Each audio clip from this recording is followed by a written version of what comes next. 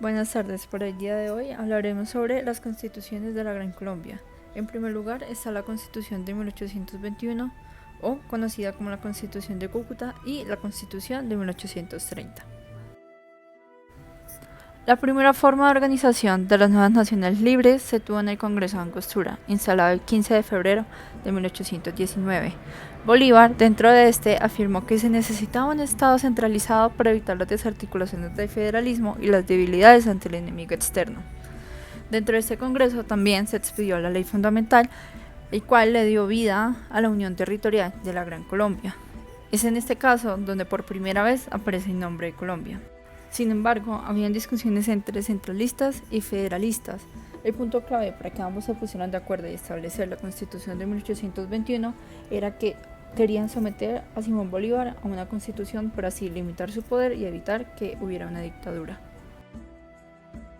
¿Quiénes hacían parte de la Gran Colombia? En primer lugar estaba el Virreinato de la Nueva Granada, que es el actual territorio de Colombia y de Panamá.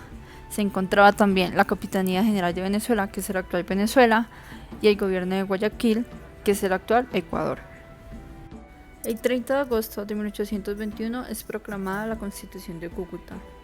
Dentro de esta, la Constitución declaró al país como una república unitaria y centralista. También se promulgó la liberación progresiva de la esclavitud, es decir, los esclavos serían libres a partir de los 18 años de edad. Se protege la libertad de opinión. También se acabó con la Inquisición en Colombia, por lo cual se hicieron reformas relativas a los obispos, arzobispos y algunos bienes de la iglesia. Algunos conventos religiosos fueron cerrados y sus locales dispuestos para escuelas y colegios públicos. Se declaró que el gobierno sería popular y representativo. El Congreso estaría conformado por dos cámaras, la del Senado y la de Representantes, tal cual como se conoce en la actualidad. El poder se divide en tres ramas entre sí: el poder legislativo, el poder ejecutivo y el poder judicial. El poder ejecutivo estaría constituido por un presidente, que sería Simón Bolívar, y un vicepresidente, que sería Francisco de Paula Santander. Estos serían elegidos por un periodo de 4 años. ¿Quiénes podían votar?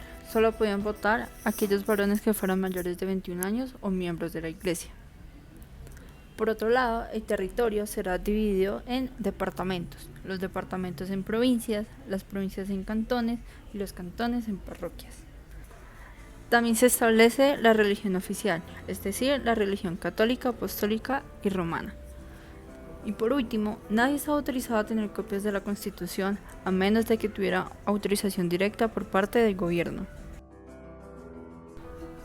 ¿Por qué se dice que la Gran Colombia fue un proyecto inviable? Pues en primer lugar se decía que era más un proyecto personal de Simón Bolívar que un anhelo para la población.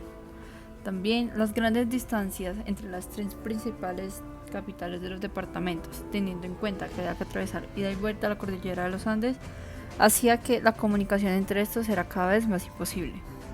Asimismo, no había personal capacitado para administrar la nueva república. La república entró en crisis y por eso se invocó a una nueva asamblea constituyente que se llevó a cabo en el municipio de Ocaña en 1828. El propósito de esta era reformar la Constitución de 1821. Sin embargo, no se llevó a ningún acuerdo y este cuerpo se disolvió, dejando a la república en una grave crisis, en el cual Bolívar se convierte en dictador. A partir de la dictadura de Bolívar, en los diferentes departamentos hubo problemas porque se decía que se pasó de una dominación española a una dominación colombiana.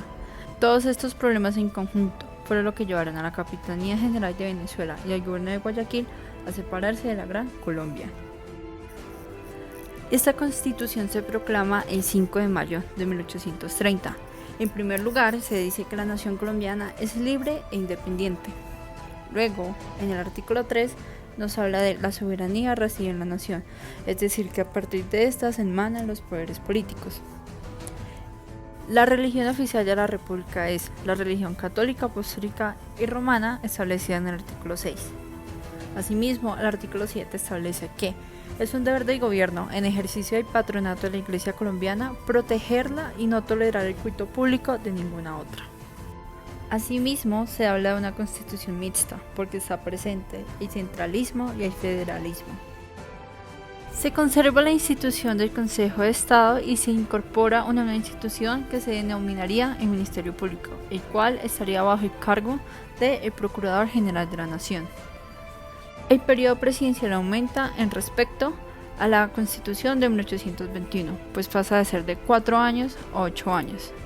Se mantiene la distribución territorial de los departamentos en provincias, las provincias en cantones y los cantones en parroquias.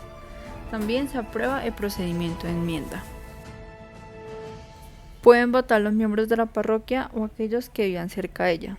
También aquellos ciudadanos que tengan bienes o una renta anual mayor a 1.500 pesos tienen este derecho. Se le da la libertad a los ciudadanos de llevar los problemas ante un juez y que éste tenga el deber de resolverlos. También se mantiene la división tripartita del poder, es decir, se mantiene el poder ejecutivo, el poder legislativo y el poder judicial. Y por último se da la disolución de la Gran Colombia. Muchas gracias.